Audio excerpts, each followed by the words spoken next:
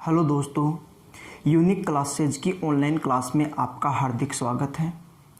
पिछली 2 क्लासेस से हम रिमाइंडर थ्योरम के कॉन्सेप्ट सीख रहे हैं और आज हम रिमाइंडर थ्योरम के पॉजिटिव और नेगेटिव रिमाइंडर से संबंधित क्वेश्चन सीखेंगे।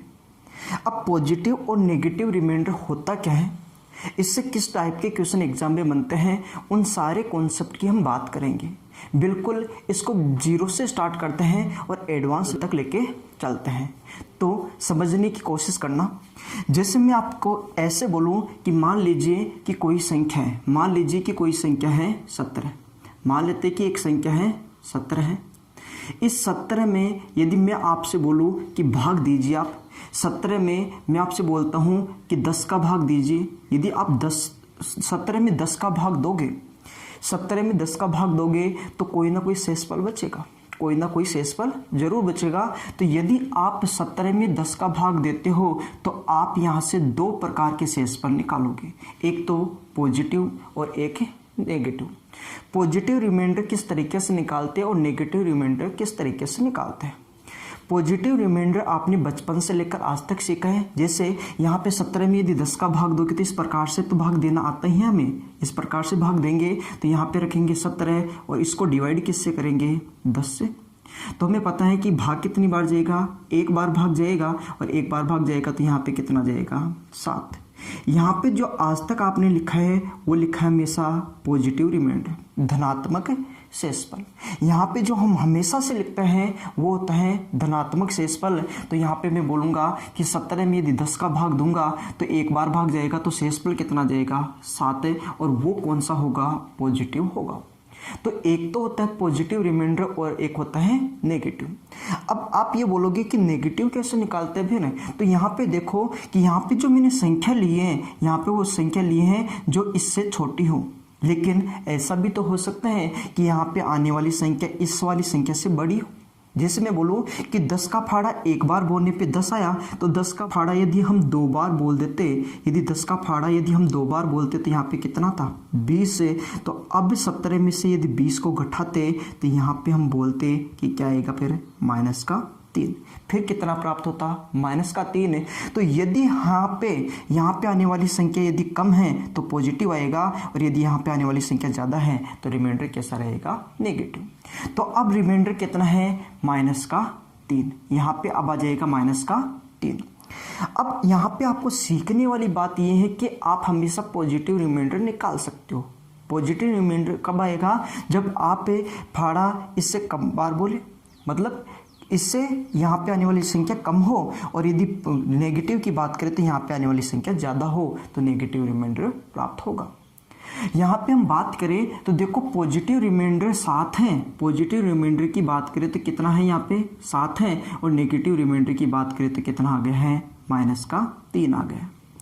लेकिन यदि इन दोनों संख्याओं को जोड़े, संख्याओं की बात करूँ, नंबर को जोड़े, तो यहाँ पे 7 है, यहाँ पे 3 है, या आप चिन्ह को छोड़ दो, 7 और 3 वापस कितना आ जाएगा, 10 आ जाएगा। यदि आप इन दोनों संख्याओं को यदि ऐड करोगे तो यहाँ पे केवल 7 है, यहाँ पे 3 है, मैं चिन्हों को नहीं ले रहा हूँ, 7 और 3 कितना हो जाएगा, 10 हो जाएगा। मतलब पॉजिटिव और नेगेटिव रिमाइंडर का योगफल कितना होगा, हमेशा उस भाजक के बराबर होगा।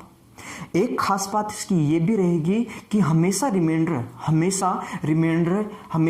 ये रिमाइंडर है, ये हमेशा रिमाइंडर भाजक से छोटा होता है। शेषफल हमेशा भाजक से छोटा होगा, जिसका भाग दे रहे हैं उससे हमेशा छोटा होगा, कभी भी उससे बड़ा नहीं हो सकता। जैसे हम बात करें, जैसे मैं आपसे बोलूं कि मान लीजिए कि आपके पास में कोई संख्या है, इस प्रकार से कोई संख्या आ गई है 22। इस 22 में यदि मैं आपसे बोलता हूं कि आपको भाग देना आपको 17 का। यदि 22 में आप 17 का भाग देते हो तो आपसे पूछ लिया जाए कि इसका पॉजिटिव रिमाइंडर तो क्या होगा और नेगेटिव रिमाइंडर क्या होगा। तो आप इस प्रकार से बोलोगे कि पॉजिटिव रिमाइंडर किस बोलोगे इसका, कि देखो 22 में 17 का भाग दोगे, एक बार जाएगा, तो 22 में 17 का भाग 17 है, मतलब फिर भी कितना कम रह गया, 5 है। तो हम बोलेंगे एक रिमाइंडर तो कितना होगा, 5 होगा। जब कम संख्या होगी तो यहाँ पे हम बोल देंगे पॉजिटिव होगा, और यदि ज़्यादा हो जाएगी तो नेगेटिव हो जाएगा। तो हम बोलेंगे कि यहाँ पे पॉजिटिव रिमाइंडर तो होगा 5, 5। पॉजिटिव रिमाइंडर होगा 5 है तो नेगेटिव रिमाइंडर निकाल सकते हैं क्या? एक तरीका तो क्या होता है 17 का फाड़ा 2 बार बोलो कि 34 है और 34 में से 1 घटा दोगे तो नेगेटिव रिमाइंडर मिलेगा। एक दूसरा तरीका ये होता है कि देखो ये 17 में से यदि 5 घटा दोगे तो कितना जाएगा? 12 जाएगा। तो नेगेटिव रिमाइंडर कितना होगा? 12 हो जाएगा। क्योंकि दोनों का योगफल करने के बाद में ये संख्या प्राप्त होनी चाहिए तो 5 और 12 कितना हो जाएगा? 17 हो जाएगा। तो पॉजिटिव रिमाइंडर होगा 5 और नेगेटिव रिमाइंडर होगा 12। जैसे एक एग्जाम्पल और लेते हैं। जैसे मान लीजिए कि आपके सामने कोई संख्या है 57। मान लीजिए कि कोई संख्या है 57 और इस 57 में यदि मैं 5 का भाग देता हूँ, यदि 57 को मैं 5 से डिवाइड करता हूँ, 5 से डिवाइड करने के बाद में आपसे ये पूछ लिया जाए कि बताइए इसका पॉजिटिव रिमाइंडर क्या होगा और नेगेटिव रिमाइंडर क्या होगा, तो आप ऐसे बोलोगे कि इसका पॉजिटिव रिमाइंडर की बात करें और नेगेटिव रिमाइंडर की बात करें तो 57 में यदि 5 का भाग देते हो तो 11 5 55 होता है। तो 55 से कितना ज़्यादा रह गया? 2। तो मैं बोलूँगा कि पॉजिटिव रिमाइंडर तो कितना होगा? प्लस का 2। जो आप बचपन से निकालते हो हमेशा पॉजिटिव रिमाइंडर निकालते आए हो तो हम ये बोलेंगे कि पॉजिटिव रिमाइंडर होगा प्लस का 2 और नेगेटिव रिमाइंडर निकालने के लिए 5 में से 2 घटा दो कितना जाएगा? 3। तो हम बोल सकते हैं नेगेटिव रिमाइंडर कितना होगा? 3 होगा। अब बात ये आती है क्या एग्जाम में इस तरीके से क्वेश्चन पूछेगा? क्या आपने अभी जो समझा है इस तरीके से क्वेश्चन पूछेगा? तो कभी भी क्वेश्चन इस तरीके से आपसे नहीं पूछेगा। कभी भी क्वेश्चन आपको इस तरीके से नहीं पूछा जाएगा कि 17 में 10 का भाग दे दो, पॉजिटिव रिमाइंडर क्या होगा और नेगेटिव रिमाइंडर क्या होगा। ये बात आपको कभी भी एग्जाम में नहीं पूछेगा। इस प्रकार से कभी भी क्वेश्चन नहीं पूछेगा। पहली बात आपको ये ध्यान रखनी है, आपको क्वेश्चन इस तरीके से नहीं पूछेगा। इसका यूज होने वाला है, वो यूज किस तरीके से होगा वो आगे हम क्वेश्चनों में अभी चर्चा करने वाले हैं। फिलहाल एक छोटी सी बात मैं और पूछना चाहता हूँ। जैसे मान लीजिए कि आपके सामने ये कंडीशन आ गई कि आपको बोल दिया कि मान लीजिए कि 6 में यदि आपको बोल दिया जाए 11 का भाग दे दिया जाए, यदि 6 में 11 का भाग दिया जाए तो शेषफल कितना प्राप्त होगा? यदि 6 में 11 का भाग दिया जाए तो शेषफल कितना प्राप्त होगा? तो आप ध्यान रखना कि देखो ऊपर वाली संख्या जिसमें हमें भाग देना वो संख्या जिसका भाग देना उससे छोटी है, मतलब भाज्य भाजक से छोटा है। यदि जब आपको लगता है कि जिसमें हम भाग दे रहे वो संख्या जिसका भाग दे रहे उससे ही छोटी है तो शेषफल वो खुद संख्या ही होती है, वो ही शेषफल रहेगा। तो मैं बोलूँगा कि 6 में 11 का भाग जाता ही नहीं है तो इसका रिमाइंडर कितना होने वाला है? फिर 6 ही बनेगा। इसका शेषफल कितना होगा? 6। जैसे आपसे कोई बोल दे कि मान लीजिए कि आपके सामने ये है कि 17 है और 17 में यदि मैं 39 का भाग दूं, 17 में यदि 39 का भाग दिया जाए तो इसका रिमाइंडर कितना होगा? तो हम ये बोल सकते हैं कि 17 में से 39 का भाग जाता ही नहीं है और जब भाग नहीं जाए, जब आपको लगता है कि जिसमें भाग दे रहे वो संख्या छोटी हो तो वो खुद ही अपने आप में शेषफल है। तो आपको ये बात भी ध्यान रखनी है, इस बात का भी आपको ध्यान रखना है। अब थोड़ा सा और आगे बढ़ते हैं और थोड़ा सा कॉन्सेप्ट को क्लियर करने की कोशिश करते हैं। जैसे मान लीजिए कि आपके सामने कोई संख्या है, जैसे मान लीजिए कि अपने सामने कोई संख्या ये लिख दी है 120। मान लीजिए कि अपने सामने कोई संख्या है वो है 120 और 120 में हमें 11 का भाग देना है। 120 में हमें 11 का भाग देना है। यदि 120 में 11 का भाग दिया जाए तो शेषफल कितना प्राप्त होगा? मेरा क्वेश्चन इतना सा है कि 120 में यदि 11 का भाग दिया जाए तो शेषफल कितना प्राप्त होगा? तो हम सीधा बोल सकते हैं कि 120 में यदि 11 का भाग देंगे तो यहाँ से 2 शेषफल प्राप्त हो सकते हैं, एक पॉजिटिव और एक नेगेटिव। फिलहाल हम दोनों की बात कर लेते हैं कि पॉजिटिव तो क्या होगा और नेगेटिव क्या होगा। पॉजिटिव शेषफल क्या होगा और नेगेटिव शेषफल क्या होगा? तो 120 में 11 का भाग देंगे तो 11 का गुणा 10 से करेंगे 110 से। अब 110 से तो 120 में 110 आ गया तो कितना बाकी रह गया? 10 से। तो पॉजिटिव रिमाइंडर तो कितना रहेगा? 10 रहेगा। इसका पॉजिटिव जो रिमाइंडर बनेगा वो तो होगा इसका 10। और नेगेटिव रिमाइंडर की बात करें तो हमें पता है कि 11 में से 10 आ गया फिर भी कितना रह गया? 1। तो इसका नेगेटिव रिमाइंडर कितना होगा? -1। नेगेटिव रिमाइंडर कितना रहेगा? -1 रहेगा। तो इसका पॉजिटिव रिमाइंडर 10 रहेगा, नेगेटिव रिमाइंडर 1 रहेगा। और इन दोनों का योगफल करेंगे तो कितना होगा, 11 हो जाएगा। अब बात आती है कि यदि एग्जाम में आपको ये पूछ लेता कि 120 में ही यदि हम 11 का भाग देते तो शेषफल क्या होगा, कि एग्जाम में दोनों आंसर बताने, तो नहीं, हमेशा जब भी अपने को आंसर बताना होता है तो हमेशा पॉजिटिव रिमाइंडर ही बताना होता है, हमेशा धनात्मक आंसर बताना होता है, कभी भी ऋणात्मक आंसर नहीं बताते हैं। तो इसका धनात्मक आंसर बताते हैं, इसका मतलब अपना आंसर, फाइनल आंसर की बात करें वो कितना रहेगा, 10। हम नेगेटिव रिमाइंडर का यूज केवल इसलिए ही करेंगे कि कैलकुलेशन आसान बन सके, क्योंकि आपको कल की क्लास में मैंने बताया था कि कैलकुलेशन यदि आसान बनानी हो तो छोटी संख्या को चुनो। यदि छोटी संख्याओं से क्वेश्चन को सोल्व करोगे तो कैलकुलेशन आपकी आसान बनेगी। तो यहाँ पे देखो, एक 10 है, एक माइनस का 1 है, एक 10 है, एक 1 है, इन दोनों में से छोटी संख्या कौन सी है, 1 है। यदि बड़ा क्वेश्चन होता और इन दोनों में से मेरे को किसी एक को चुनना होता और कैलकुलेशन भी आसान करनी होती तो हम 1 को चुनते, क्योंकि 1 से कैलकुलेशन आसान होगी। 10 को यदि लेते तो 10 1 से तो बड़ा है 1 की तुलना में, तो हम 10 से कैलकुलेशन नहीं बनाते, फिर कैलकुलेशन कैसे बनाते, 1 से।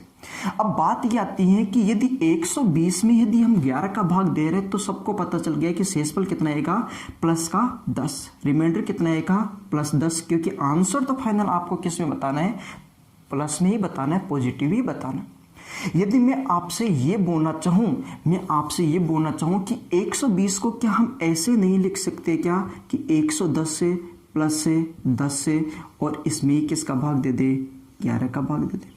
ऐसा भी तो लिखा जा सकता है कि 120 को किसी भी तरीके से तोड़ दो आप, 120 से रहने वाला है। तो मैं केवल इतना सा कॉन्सेप्ट को क्लियर करवाने के लिए केवल इतनी सी बात कर रहा हूं कि जो 120 है उसको हमने लिखा है 110 प्लस 10। 120 को केवल आपको लिखना है 110 प्लस 10, क्या अभी भी 120 ही है।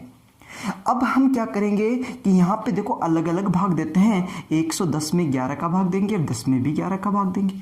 अब इसको अलग अलग हम डिवाइड कर सकते हैं। तो यदि मैं 110 में 11 का भाग दूंगा तो ये भाग पूरा पूरा जाएगा। हम अलग अलग भाग दे सकते हैं। आप इसको ऐसा लिख सकते हो 110 से बटा 11 और प्लस से 10 बटा 11, मतलब 110 में अलग से भाग दे लिया जाए और 10 में अलग से भाग दे लिया जाए। हम इस प्रकार से संख्याओं को लिख सकते हैं। हम बात करें, यदि मैं 110 में 11 के भाग की बात करूं, 110 में यदि 11 का भाग देने की बात करूं तो ये कितना आने वाला है, ये आप बोलोगे ये तो पूरा पूरा जाता है। और कल हमने बात की थी जब किसी भी संख्या में पूरा पूरा भाग जाए तो उसका शेषफल 0 रहता है। तो 110 में 11 का भाग पूरा पूरा जाता है, कंप्लीट डिवाइड होता है, तो हम ये बोलेंगे कि यहाँ से तो रिमाइंडर कितना बनेगा, 0। जब भाग पूरा पूरा जा रहे हैं तो शेषफल कितना रहने वाला था, 0 रहने वाला था। अब हम बात इसकी करेंगे कि 10 में किसका भाग दे दिया जाए, 11 का भाग दे दिया जाए। 10 में 11 का भाग दे दिया जाए तो हमें पता है कि 10 में 11 का भाग जाता ही नहीं है। जब भाग नहीं जाता है तो वो खुद संख्या ही शेषफल रहती है। तो 10 में 11 का भाग नहीं जाता तो यहाँ से शेषफल कितना रहेगा, 10।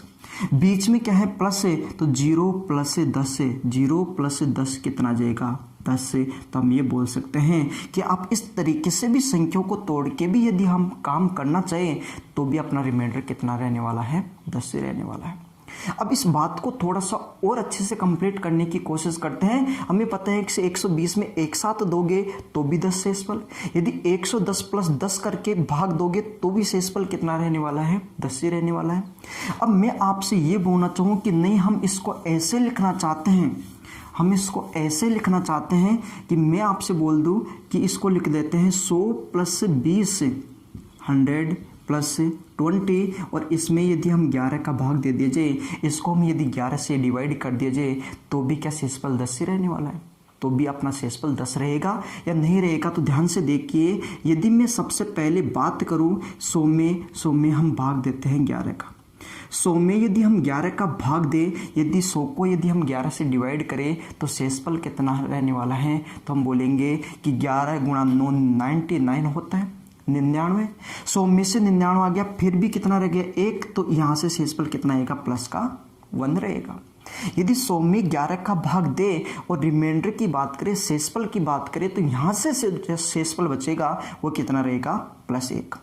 अब मैं बात यहाँ से करूँ तो यहाँ से हम ये बोलेंगे, देखिए यहाँ पे हम ये बोलेंगे सीधा कि यदि मैं 20 में 11 का भाग दूँ, 20 में यदि 11 का भाग दिया जाए, 20 में यदि 11 का भाग दिया जाए तो कितनी बार जाएगा? एक बार जाएगा। तो शेषफल कितना आएगा? 9 आएगा। तो यहाँ से शेषफल कितना आएगा? 9।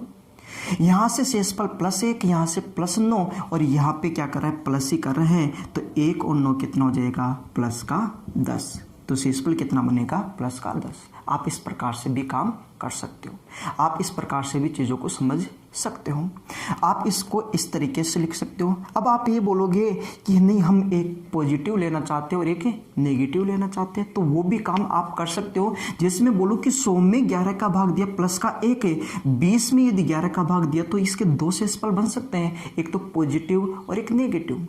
तो पॉजिटिव शेषफल तो इसका कितना है? 9 है। 11 का भाग देने पे 9, यदि पॉजिटिव 9 है तो नेगेटिव कितना हो जाएगा? -2 हो जाएगा, क्योंकि 11 में से 9 आ गया तो फिर भी कितना रह गया था? -2। या फिर ऐसे बोल दो 11 × 2 22 होता है, तो 22 इससे ज़्यादा हो गया, कितना ज़्यादा हो गया? 2। तो ये कम रह गया, तो -2 शेषफल। तो आप पॉजिटिव नेगेटिव लेके भी काम कर सकते हो। अब देखोगे तो प्लस का 1 माइनस का 2, प्लस का 1 माइनस का 2, तो हम ये बोल सकते हैं कि प्लस का 1 माइनस का 2, तो माइनस का कितना रह गया? 1। माइनस का कितना आ गया? 1, क्योंकि +1 में -2 को ऐड करते हो तो माइनस की संख्या आएगी और माइनस का कितना आएगा? 1। लेकिन हमने सीखा है कि रिमाइंडर 2 होते हैं, एक पॉजिटिव और एक नेगेटिव, लेकिन फाइनल आंसर में हमेशा पॉजिटिव रिमाइंडर लेते हैं। तो माइनस का 1 है, तो 11 में से यदि -1 है तो प्लस का कितना रहेगा? 10, क्योंकि 1 और 10 कितना हो जाएगा? 11। नीचे वाली संख्या के बराबर भी होना चाहिए, भाजक के बराबर भी होना चाहिए, तो अपना आंसर कितना हो जाएगा? +10। आप इस प्रकार से चीज़ों को कर सकते हो। आप ये बोलोगे नहीं यहाँ पे यदि मल्टीप्लाई होता तो क्या करेंगे? तो हम इनको मल्टीप्लाई करते, मल्टीप्लाई का साइन होगा मल्टीप्लाई करेंगे, प्लस का साइन होगा प्लस करेंगे, माइनस होगा तो माइनस करेंगे। वो क्वेश्चन के अकॉर्डिंग हम काम करते चलेंगे। तो उम्मीद करता हूँ कि ये बात आपको थोड़ी सी क्लियर हो गई होगी और अच्छे से कंप्लीट करते हैं इस बात को कुछ क्वेश्चंस के साथ। कुछ क्वेश्चंस इसके करते हैं जिससे कि आपके ये कॉन्सेप्ट बहुत अच्छे से क्लियर हो। तो आइए लेते हैं इसका आज का पहला क्वेश्चन। आज का क्वेश्चन नंबर 1 है जो आपके सामने लिखा हुआ है।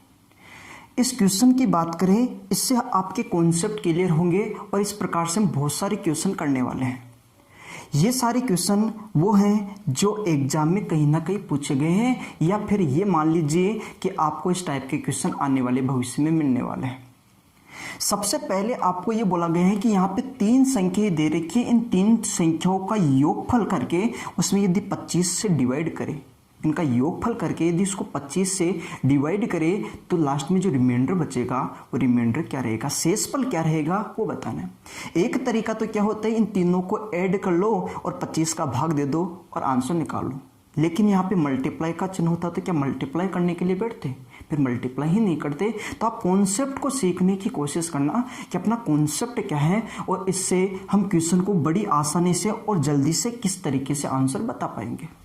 तो बात को यहाँ पे देखो, यहाँ पे आया है 25। हम किसी भी संख्या में 25 का भाग देते हैं तो शेषफल किस तरीके से निकालते हैं, पहले हम 25 की बात करेंगे। 25 के नहीं, 25 से जुड़े हुए वो सारे हम भाजकता के नियम देखते हैं जो अपने काम के रहेंगे। जैसे मैं बोलूँ कि कोई संख्या है, जैसे मान लीजिए कि कोई संख्या है और ये संख्या है 38,779। मान लीजिए कि ये संख्या है 38,779।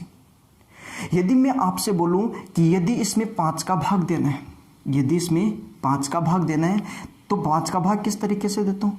फिर बोले कि 25 का भाग देना है तो कैसे दोगे, 125 का भाग दे तो किस तरीके से दे, फिर किस तरीके से दे।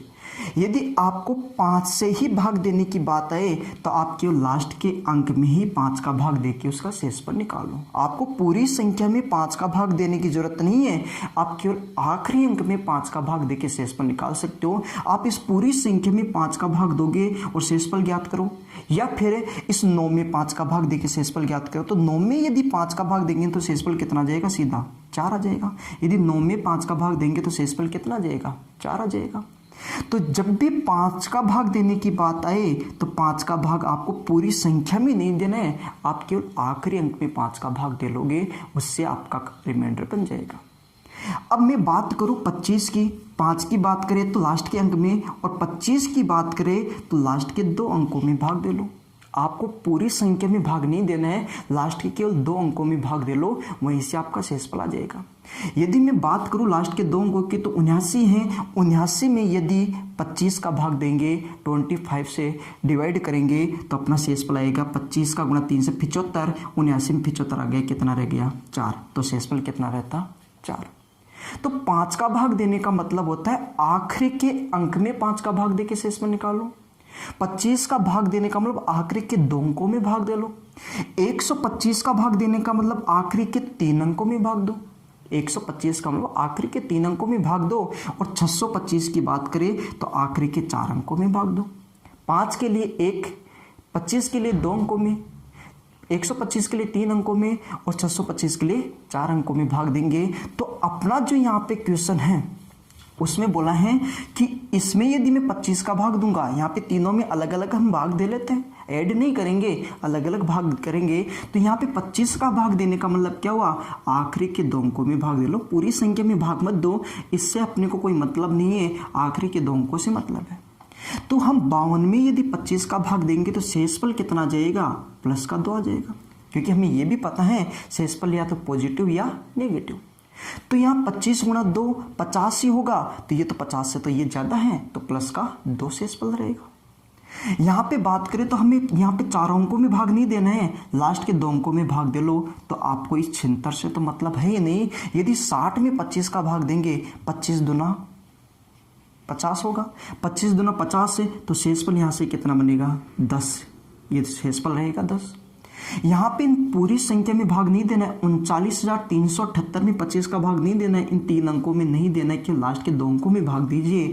तो 25 गुणा 3 75 होगा, ये 78 हैं, तो शेषफल कितना रहेगा 3। यहाँ पे शेषफल कितना रहेगा 3। आप इस प्रकार से इसको डिवाइड कर सकते हो। आप क्या करो, लास्ट के 2 अंकों को डिवाइड कर लो और वहां पे शेषफल देख लो। अब देखोगे तो यहाँ पे देखो प्लस है, मतलब आपको जोड़ना है, प्लस का मतलब आपको जोड़ना है, तो आप जोड़ोगे 2 और 10 12, और 3 कितना हुआ 15, कितना होगा 15, और 15 इससे छोटा है, मतलब अपना शेषफल भी कितना रहने वाला है 15 ही रहने वाला है। ये सारे पॉजिटिव है तो ये भी क्या होगा पॉजिटिव, तो अपना पॉजिटिव रिमाइंडर होता है। तो अपना जो फाइनल आंसर होगा वो कितना होगा 15 होगा। तो इस क्वेश्चन का करेक्ट आंसर होगा 15। बस बात आपको इतनी सी सीखनी है कि आप इनको जोड़ के भाग नहीं दोगे, आप अलग अलग भाग दे लोगे, और लास्ट में यदि यहाँ पे प्लस है तो प्लस कर दोगे, गुणा है तो गुणा कर दोगे, माइनस है तो माइनस कर दोगे। आइए अब थोड़ा सा आगे बढ़ते हैं और अच्छे से इस कॉन्सेप्ट को क्लियर करने की कोशिश करते हैं। आज का लेते हैं दूसरा क्वेश्चन। क्वेश्चन नंबर 2 है आपका। इसमें आपको ये दे रखा है कि इन सभी संख्याओं के मल्टीप्लिकेशन को यदि 5 से डिवाइड करे, मतलब 5 का भाग दे, तो आपका रिमाइंडर क्या होगा, शेषफल क्या होगा। तो अब आप ऐसा नहीं करोगे कि आप करने लग जाओ इनका मल्टीप्लाई, और मल्टीप्लाई करके वो जो भी मल्टीप्लिकेशन एक बड़ी सी संख्या है और उस बड़ी सी संख्या में 5 का भाग देने की कोशिश करो और फिर शेषफल निकालने की कोशिश करो। यदि ऐसा काम करोगे तो आपका बहुत ज़्यादा टाइम खराब हो जाएगा। ये क्वेश्चन इतना बड़ा नहीं है। आप क्या करोगे, आप अलग अलग 5 का भाग दे लो। अभी मैंने बोला था कि जब भी 5 का भाग दे तो लास्ट के अंक में ही 5 का भाग दे लो। तो यहाँ पे देखो लास्ट का अंक क्या है 7 है, हमें केवल 7 से मतलब है, इन 3 अंकों से कोई मतलब नहीं रहेगा।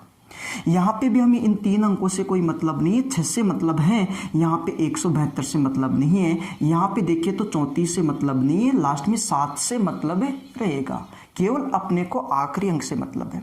यदि मैं 7 में 5 का भाग दूं, एक बार जाएगा तो शेषफल कितना रहेगा 2, प्लस का 2।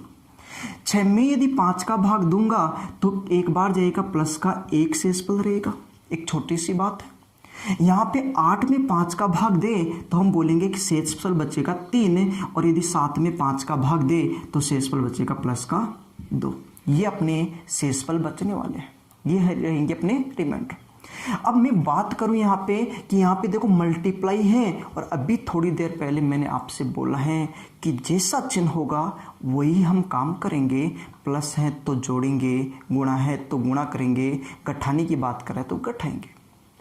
यहाँ पे देखें तो 2 गुणा 1 2, और 2 का गुणा 3 से किया 6, और 6 का गुणा 2 से किया 12। इन सबका आपको मल्टीप्लाई करना है। 2 गुणा 3 6 गुणा 2 12, तो कितना आ गया 12। प्लस का, क्योंकि ये सारी संख्या प्लस की हैं तो प्लस का 12।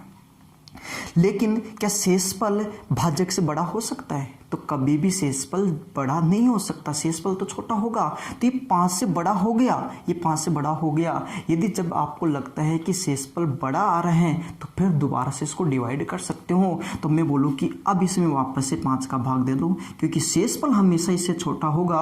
और ये काम जब तक करना है जब तक ये छोटा ना बन जाए। छोटा आ जाए तो अच्छी बात है, नहीं आए तो आप फिर से इसको डिवाइड कर लो। यदि मैं यहाँ पे बात करूँ, यदि 12 में 5 का भाग दूंगा, 5 दूनी 10 होगा, तो फिर शेषफल कितना आएगा अपना 2। फिर शेषफल कितना आएगा 2, वो पॉजिटिव होगा। यहाँ पे पॉजिटिव, और हमें आंसर में भी क्या देना है, पॉजिटिव ही देना है। तो अपना आंसर क्या होगा, प्लस का 2। यदि मैं बोलूँ इसका नेगेटिव क्या होगा, तो 5 में 2 को घटा दो तो नेगेटिव कितना आ जाएगा -3। लेकिन कभी भी ऋणात्मक शेषफल नहीं होता है, शेषफल हमेशा पॉजिटिव होता है। तो 12 में 5 का भाग देंगे, 5 दूनी 10 होगा, तो 12 में 10 आ गया, तो फिर भी कितना रह गया 2। तो अपना पॉजिटिव रिमाइंडर कितना बनने वाला है, प्लस का 2। उम्मीद करता हूं कि ये 2 क्वेश्चनों से थोड़ी सी बात क्लियर हुई है आपके, और अच्छे से इसको कंप्लीट करने के लिए चलते अपने अगले क्वेश्चन की ओर। Question number 3। क्वेश्चन नंबर 3 है, इन सभी संख्याओं के मल्टीप्लिकेशन में यदि 9 का भाग दे दिया जाए तो शेषफल क्या होगा।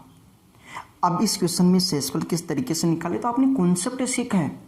5 का भाग देने का मतलब आखिरी अंक में 5 का भाग, 25 का भाग देने का मतलब आखिरी 2 अंकों में 25 का भाग दो, 125 का भाग देने का मतलब आखिरी 3 अंकों में 125 का भाग दो, और 625 का मतलब होता है आखिरी 4 अंकों में 625 का भाग दो। तो यहाँ पे हम बात करेंगे 9 से भाग देने की। हम भाजकता के नियमों में सारी चीजें और वापस से सीखेंगे कि 9 से भाजकता का नियम क्या बोलता है। तो 9 से भाजकता का नियम ये बोलता है कि जैसे कोई भी संख्या ले लीजिए, जैसे मैं आपसे बोलता हूं कि एक संख्या है 47, एक संख्या है 47।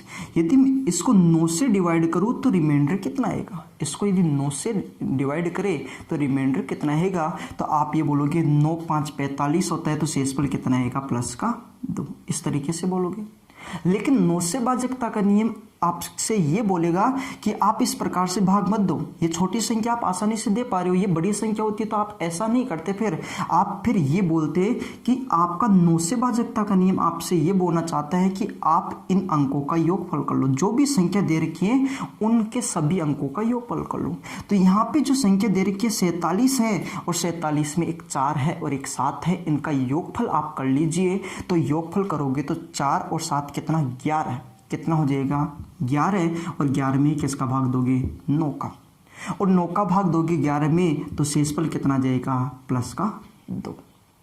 आप क्या करो कि आप 47 में भाग मत दो, इन दोनों अंकों का योगफल करके भाग दो। शेषफल फिर भी कितना रहने वाला है, प्लस का 2 ही रहने वाला है। जैसे एक एग्जाम्पल और लेता हूं, जैसे मैं आपसे बोलता हूं कि कोई संख्या है, मान लीजिए संख्या है 92 है।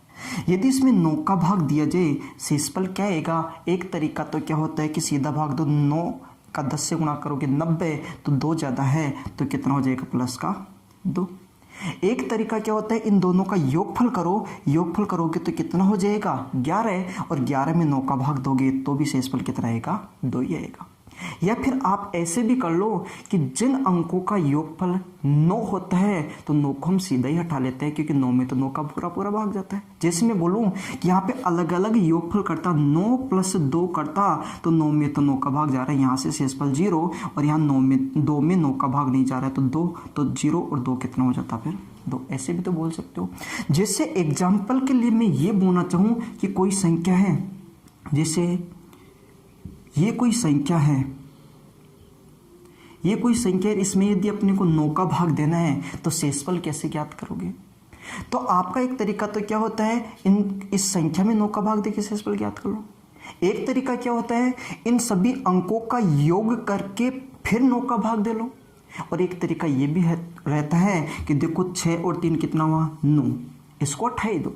9 का भाग देने में जिनका योगफल 9 होता है उनको आप सीधा हटा सकते हो। यहाँ 4 और 5 कितना हो गया 9, इसको भी हटा दो।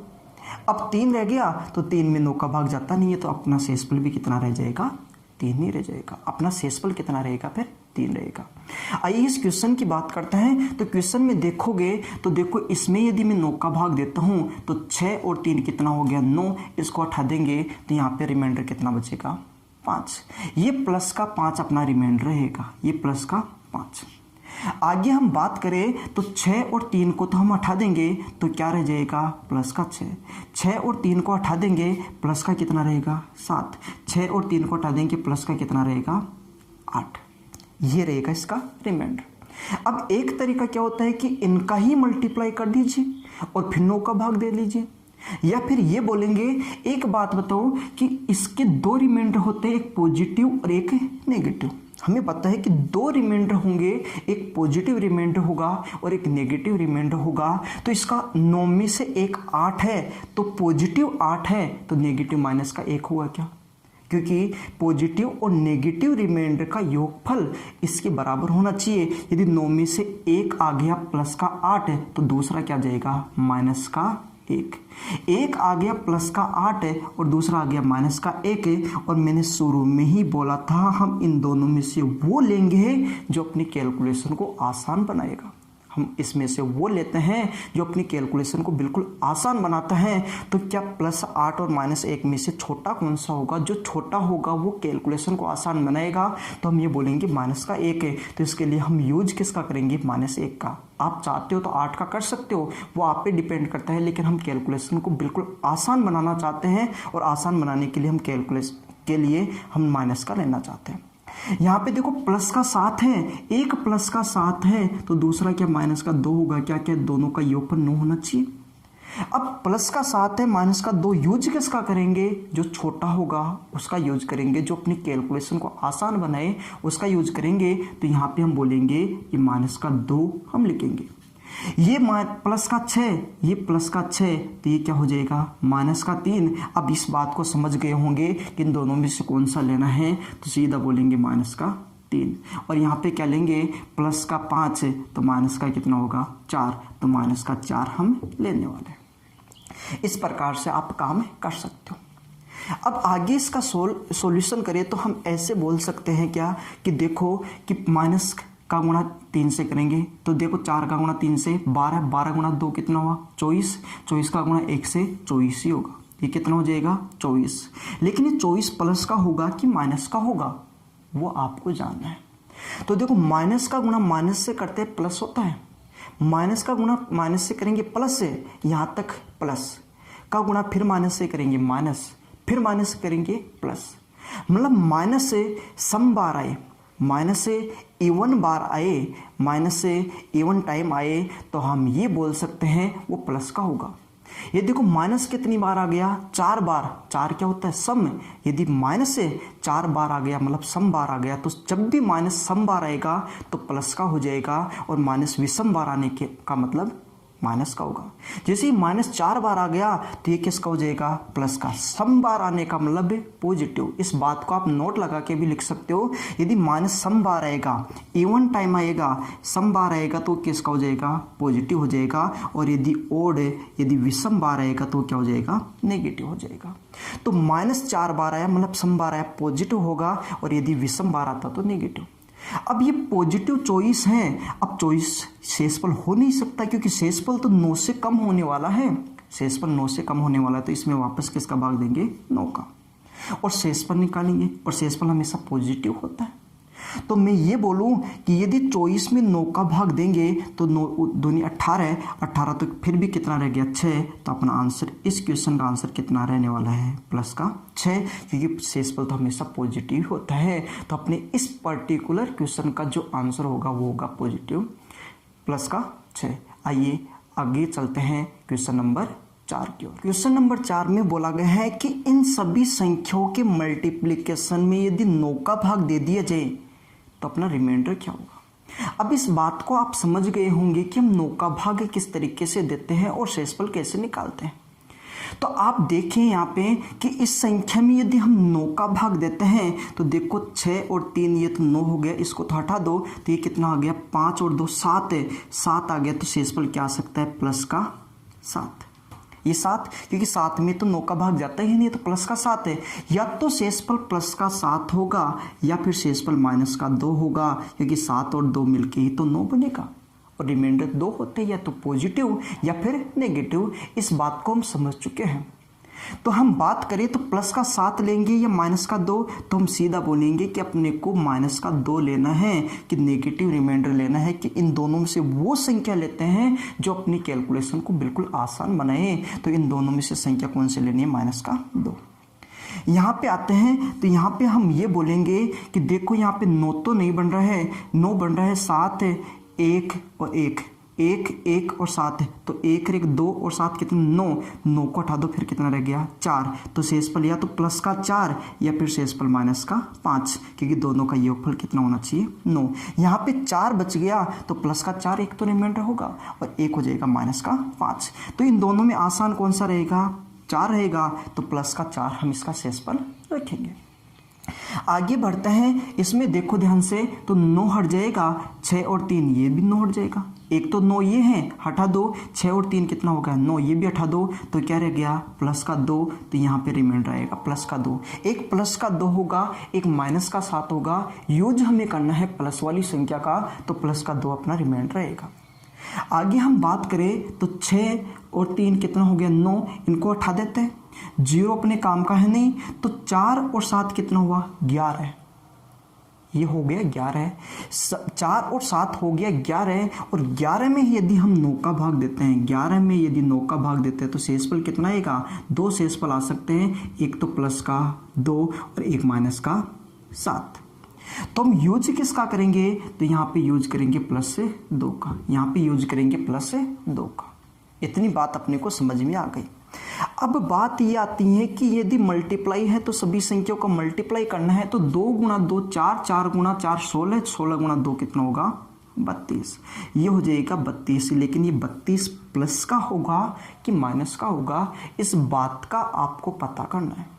तो हमें अभी हमने सीखा था कि यदि माइनस विषम बार आता है तो माइनस ही रहेगा, और माइनस सम बार आता है तो प्लस का हो जाएगा। माइनस की बात करनी है, प्लस की बात नहीं करनी है।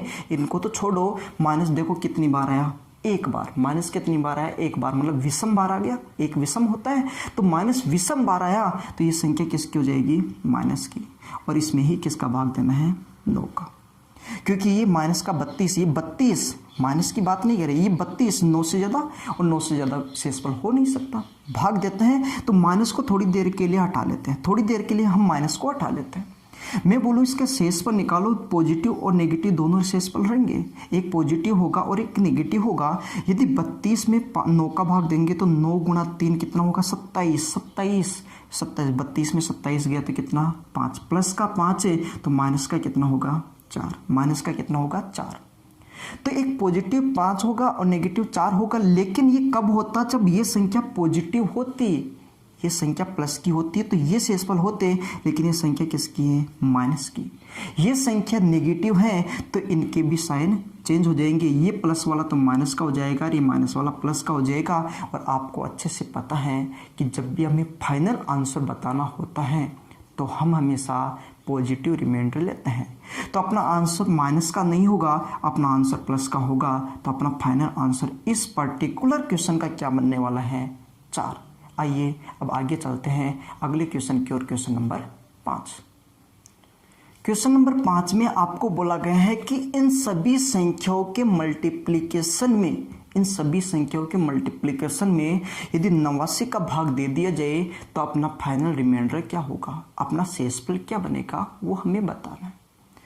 तो आप एक बात बताइए कि यदि मैं आपसे बोलता हूँ कि यदि मैं 93 में यदि 89 का भाग दूँ तो शेषफल कितना आएगा। देखो हम देखेंगे 93 89 से 4 ज़्यादा है तो हम शेषफल बोलेंगे प्लस का 4, 4 ज़्यादा है तो शेषफल 4 प्लस का। ये देखो 92 89 से 3 ज़्यादा है तो शेषफल होगा प्लस का 3। 91 89 से 2 ज़्यादा है तो प्लस का 2। 90 89 से 1 ज़्यादा है प्लस का 1 है, लेकिन यहाँ पे कम हो गया। यदि ज़्यादा है तो प्लस में आएगा, कम है तो माइनस में आएगा। तो 88 89 से 1 कम है तो माइनस का 1 है, और ये 2 कम है तो ये हो जाएगा माइनस का 2। ये इसके पॉजिटिव और नेगेटिव रिमाइंडर होंगे। अब बात करें इनका मल्टीप्लाई किया जा रहा है तो हम भी इनका मल्टीप्लाई कर लेते हैं। तो करते हैं मल्टीप्लाई। 4 का गुणा 3 से 12, 12 गुणा 2 24, 24 गुणा 1 24, 24 गुणा 1 24, 24 गुणा 2 कितना हो जाएगा 48। ये कितना हो गया 48। लेकिन ये भी पता करना है कि ये पॉजिटिव होगा या नेगेटिव। तो देखो नेगेटिव और पॉजिटिव का पता किससे चलेगा, ऋणात्मक संख्या से, माइनस वाली संख्या से। देखो माइनस कितनी बार आया, तो -1 और -2, माइनस कितनी बार 2 बार, और 2 क्या होता है सम, और सम के लिए क्या होता है प्लस।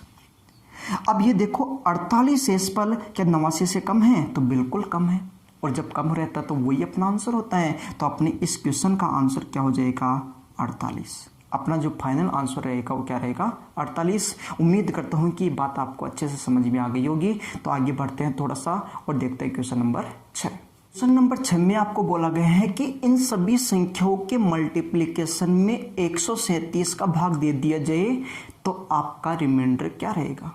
बिल्कुल आसान क्वेश्चन है आपके लिए।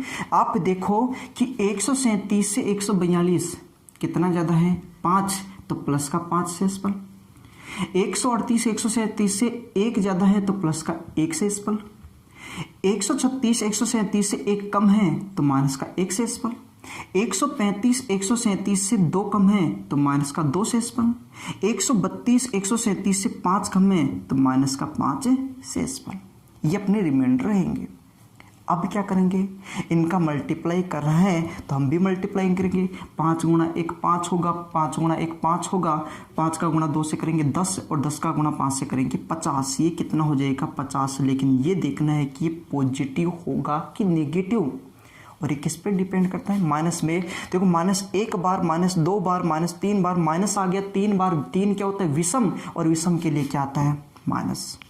विषम के लिए क्या आएगा माइनस से आएगा। तो माइनस का 50, ये इससे कम है तो यही आंसर होना चाहिए। लेकिन हमने सीखा है कभी भी शेषफल माइनस का नहीं होता है, कभी भी शेषफल माइनस का नहीं होता है।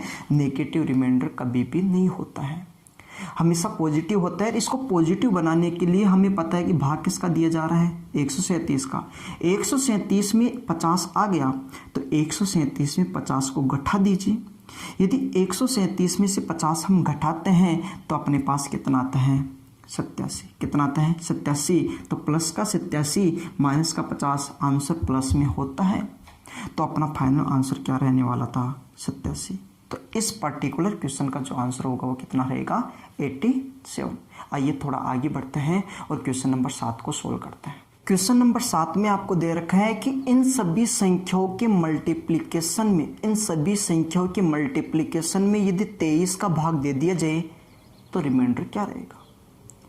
आपको पता है कि 232 में यदि 23 का भाग दिया जाए तो हमें पता है कि 23 में तो 23 का भाग जा रहा है, इस 23 में 23 का भाग जा रहा है, फिर क्या रह गया 2 में भाग नहीं जाता, तो यहाँ से तो रिमाइंडर कितना बनने वाला है प्लस का 2। सिंपल सी बात है, 232 में 23 का भाग देख के देखोगे शेषफल कितना आएगा प्लस का 2 आएगा, क्योंकि यहाँ पे 23 दिखाई दे रहा है, 23 तो कट रहा है वैसे भी।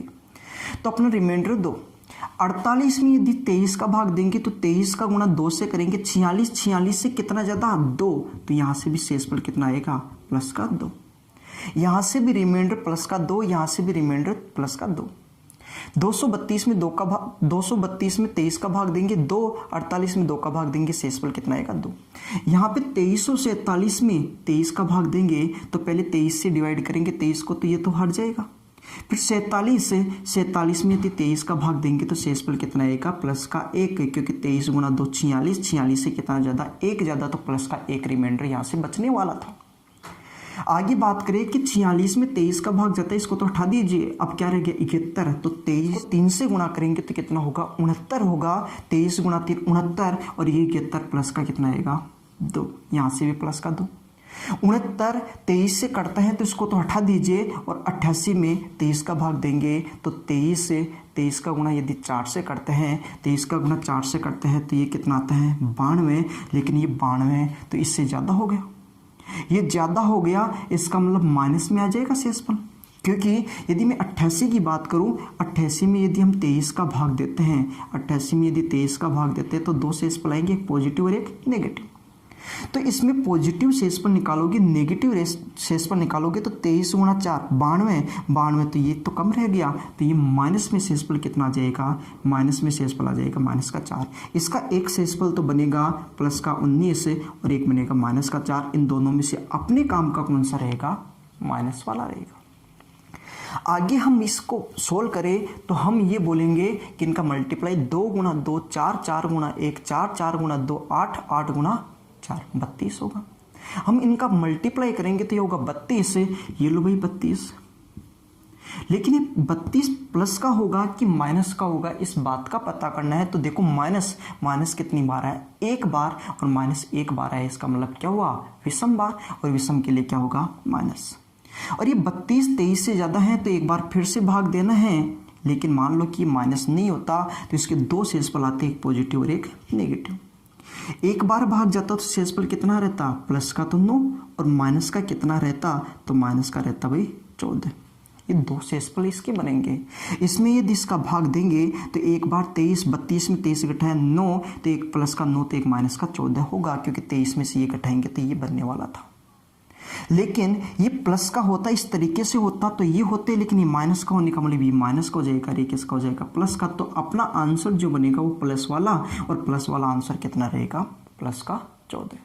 तो उम्मीद करता हूँ कि ये बात आपको अच्छे से समझ में आ गई होगी। तो चलिए अगले क्वेश्चन की ओर देखते हैं। Question number 8। क्वेश्चन नंबर 8 में बोला गया है कि इन सभी संख्याओं के मल्टीप्लिकेशन में यदि 15 का भाग दे दिया जाए तो शेषफल क्या बनेगा। तो एक बात बताइए कि यदि हम बात करें यहाँ पे 137 में 15 का भाग देना, 15 का भाग बड़ी आसानी से दे सकते हो। 137 में 15 का भाग देंगे तो 15 गुणा 9 कितना होता है, 135 होता है। 15 गुणा 9 कितना होता है, 135 है। अब 135 होता तो कितना, 137 कितना ज़्यादा है, 2, तो प्लस का 2। शेषफल कितना आएगा, प्लस का 2। एक छोटी सी बात है, 137 में 15 का भाग देके शेषफल निकालना। 71 में यदि 15 का भाग देते हो तो वहां से शेषफल कितना मिलने वाला है, तो हम ये बोलेंगे कि 15 का गुणा यदि हम 5 बार बोलते हैं तो कितना आता है, 75। ये 75, लेकिन ये तो 71, ये कम रह गया तो कितना कम है, 4, तो माइनस का 4। यदि ज्यादा है तो प्लस का 2, कम रह गया तो माइनस का 4 होगा। आगे बात करें 77, तो 15 का गुणा यदि 5 से करते हैं 75, तो ये संख्या ज्यादा है, कितनी ज्यादा है, 2, तो प्लस का 2। 15 का गुणा 6 से करते हैं तो 90, तो ये लेकिन ये 93 है, कितनी ज्यादा है, 3, तो शेषफल कितना होगा, प्लस का 3। उम्मीद करता हूं कि ये बात आपको अच्छे से समझ में आई होगी। हम आगे बात करें तो इनका मल्टीप्लाई 2 गुणा 4 8 होगा, 8 गुणा 2 16, 16 गुणा 3 कितना होगा, 48, ये होगा 48। लेकिन ये 48 प्लस का या फिर माइनस का, इस बात का पता कैसे चलाएंगे कि यहाँ पे देखो कि माइनस केवल एक बार, माइनस एक बार, माइनस एक बार, मतलब विषम बार, विषम बार मतलब ये माइनस का, और इसमें भी किसका भाग देना है, 15 का। मैं बोलूँ कि यहाँ माइनस नहीं होता तो इसके दो शेषफल होते, एक पॉजिटिव और एक नेगेटिव, एक पॉजिटिव और एक नेगेटिव। पॉजिटिव की बात करता तो 15 गुणा 3 45, 45 ये, लेकिन ये 48 कितना ज़्यादा, 3, तो पॉजिटिव होता प्लस का 3। 15 में 3 आ गया तो नेगेटिव कितना होता, माइनस का 12, नेगेटिव होता माइनस का 12। लेकिन ये माइनस, ये ऐसे होता तब की बात है, लेकिन ये माइनस का हो गया, ये माइनस का हो गया तो ये माइनस का, ये किसका हो जाएगा, प्लस का। और अपना आंसर हमेशा किस में होता है, प्लस में, तो फाइनल आंसर रहेगा अपना 12। आइए अगले क्वेश्चन की ओर चलते हैं। Question number 9। क्वेश्चन नंबर 9 में आपको बोला है कि इन सभी संख्याओं के मल्टीप्लिकेशन में यदि 95 का भाग दे दिया जाए तो अपना शेषफल क्या रहेगा। अब क्वेश्चन नंबर 9 से आपको कुछ नया और सीखने को मिलेगा। अभी तक के हमने क्वेश्चन सीखे हैं वो सारे क्वेश्चन अब आपको थोड़े आसान लग रहे होंगे, और उसको थोड़ा सा और अच्छा बनाने के लिए क्वेश्चन नंबर 9 से आपको कुछ चीज़ें और समझ में आएगी, कुछ और अच्छे कॉन्सेप्ट सीखते हैं। तो देखिए क्वेश्चन नंबर 9 में आप देखोगे 134 है, 97 है, 222 है, 114 और 95। आपको पता है कि देखो ये मल्टीप्लाई है, यहाँ पे एक संख्या 95, एक संख्या 114, ये दोनों संख्या कैंसिल होती है क्या, ये दोनों संख्या 19 के फाड़े में आती है, मतलब ये दोनों संख्या 19 से कैंसिल होती है, यदि कैंसिल होती है तो आप कैंसिल कर सकते हैं, लेकिन उसकी शर्त क्या रहेगी? उसकी शर्त केवल इतनी सी रहेगी कि आप देखो कि ये कैंसिल किससे हो रहा है। आप ये देखो कि कैंसिल किससे हो रहा है। ध्यान से देखोगे, ये 95, ये 114, ये 19 से कटता है, ये भी 19 से कटता है, ये 19 से कैंसिल होगा, ये भी 19 से कैंसिल होगा। 19 से काटने पर 5 बार और 19 से काटने पर कितनी बार? 6 बार। ये 19 से 6 बार करता है, ये 19 से 5 बार करता है। आपने किस संख्या से काटा है? तो आप बोलोगे 19 से जिस संख्या से काटा है उसको आप साइड में लिख लो। जिस संख्या से आपने काटा है उस संख्या को आप साइड में लिख लो। ये काम की संख्या है, इसका यूज होगा, आगे भी यूज होगा। आप ये ध्यान रखोगे, यदि संख्या कैंसिल होती है तो आप कैंसिल कर सकते हो, और कैंसिल करने से आपकी कैलकुलेशन पे फर्क पड़ जाएगा। आपका जो क्वेश्चन मुश्किल लग रहा था वो क्वेश्चन आपको आसान लगने लग जाएगा। ये क्वेश्चन पहले मुश्किल था, इसलिए मुश्किल था कि 95 का भाग देना थोड़ा सा मुश्किल है, लेकिन 5 का भाग देना थोड़ा आसान है। अब 5 का भाग देंगे, ये मैंने अभी थोड़ी देर पहले बताया था कि 5 का भाग देने का मतलब होता है आखिरी अंक में ही 5 का भाग दे लीजिए। तो आखिरी अंक क्या है? 4 है। 4 में यदि 5 का भाग देना है तो हम ये बोलेंगे नहीं जाता है, या फिर ये बोल दो इन दोनों से तो मतलब ही नहीं है। 4 में 5 का भाग नहीं जाता तो या तो शेषफल प्लस का 4 होगा, या फिर ये बोलो कि देखो ये कम रह गया। कितना कम रह गया? 1 है, तो शेषफल क्या रहेगा? माइनस का 1। क्योंकि हमें पता है कि 4 में 5 का भाग देना है, भाग नहीं जा रहे हैं, और मैंने बोला था कि जब भाग नहीं जाता है तो शेषफल वो खुद संख्या ही होती है। तो एक शेषफल प्लस का 4, तो दूसरा क्या हो जाएगा? 5 माइनस 4 कितना होगा? 1 माइनस का 1। लेकिन यूज किसका करेंगे? माइनस वाले का, क्योंकि ये क्या है? छोटी संख्या है। आगे यदि हम बात करें, यदि इसमें भाग दे तो 9 से मतलब नहीं है। 7 में यदि 5 का भाग देंगे, शेषफल कितना आएगा? 2। शेषफल कितना आएगा? भाग कितनी बार जाएगा उससे मतलब नहीं है, शेषफल कितना आएगा उससे मतलब है। तो यहाँ पे शेषफल आएगा 2। आगे हम ये बात करें यहाँ पे कि देखो इससे मतलब नहीं है, 2 में 5 का भाग जाता नहीं है तो प्लस का 2 ही शेषफल होगा। और यहाँ पे देखोगे तो यहाँ पे क्या आ गया था? 6 आ गया था। 114 से मतलब नहीं है, यहाँ पे क्या आ गया था? 6। और 6 में किसका भाग देना है? 5 का, और 6 में 5 का भाग जाता है 1 बार, तो शेषफल भी कितना रहेगा? 1, क्योंकि 6 5 से कितना जाता है? 1, तो प्लस का 1 शेषफल अपना बनने वाला है। आगे हम बात करें इनका मल्टीप्लाई, 1 गुणा 2 2, 2 गुणा 2 4, 4 गुणा 1 4 ही रहेगा। तो यहाँ पे कितना है? 4। ये प्लस ये प्लस ये प्लस ये माइनस, तो ये किसका हो जाएगा? माइनस का। ये होगा माइनस का। तो हमें पता है कि 4 तो 5 से कम है, तो शेषफल भी कितना बनने वाला है? 4 ही बनने वाला है। शेषफल कितना बनने वाला है? 4। लेकिन ये शेषफल कैसा आ गया? नेगेटिव आ गया। लेकिन शेषफल कभी भी नेगेटिव नहीं होता है, शेषफल कभी भी ऋणात्मक नहीं होता है। अब शेषफल ऋणात्मक नहीं होता तो हम क्या करेंगे? इस 5 में से घटा देंगे। 5 में से यदि हम 4 को घटाएंगे तो कितना जाएगा? प्लस का 1, प्लस का 1। लेकिन अब ये आपका आंसर होगा कि नहीं होगा, ये आपको पता करना है। तो ये अपना आंसर नहीं है। क्यों नहीं है? क्योंकि हमने इसको किससे काटा था? 19 से, और मैंने बोला था जिससे काटा है उसको साइड में रख लो, उसका यूज होगा। तो हमने किससे काटा था? 19 से। तो लास्ट में आप इसका मल्टीप्लाई किससे कर दो? 19 से। जिससे काटा था उसी संख्या से आप मल्टीप्लाई कर दो। तो 1 का गुणा 19 से करेंगे तो कितना आएगा? 19 से। तो अपना जो फाइनल आंसर रहेगा वो कितना रहेगा? 19। तो इन सभी संख्याओं के मल्टीप्लिकेशन में यदि भाग देंगे 95 का, तो शेषफल कितना रहने वाला था? 19। उम्मीद करता हूं कि आपको ये बात समझ में आई होगी। बस इतना सा ध्यान रखना है कि जिस संख्या से काट रहे हो लास्ट में उस संख्या से मल्टीप्लाई करना है। आइए एक और ऐसा क्वेश्चन लेते हैं और आज का करते हैं क्वेश्चन नंबर 10। क्वेश्चन नंबर 10 में बोला गया है कि इन सभी संख्याओं के मल्टीप्लिकेशन में 84 का भाग दिया जाए तो रिमाइंडर क्या बचेगा।